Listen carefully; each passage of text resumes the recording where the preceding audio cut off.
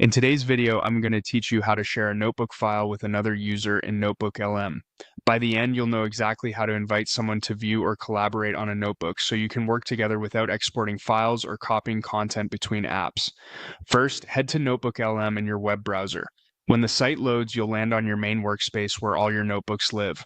If it's your first time, the page may look fairly open with a prompt to create something new.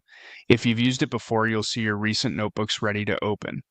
Next, either create a new notebook or open an existing one you want to share.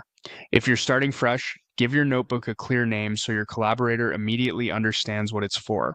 If you're opening an existing notebook, take a quick moment to confirm it's the correct one by glancing at the title and any recent notes or sources you've added. That little check helps you avoid sharing the wrong file. With your notebook open, look to the top of the interface for the Share option. It typically appears in the upper corner near other common controls. Click Share to open the sharing panel. This is the control center for inviting people and managing access.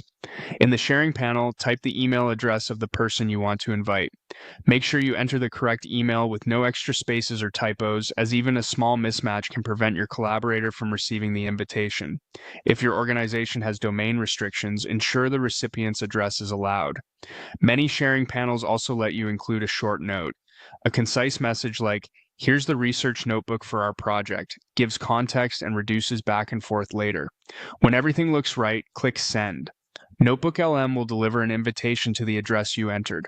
The recipient will receive an email notification with a link, and once they open it, they'll be taken straight to the notebook you shared.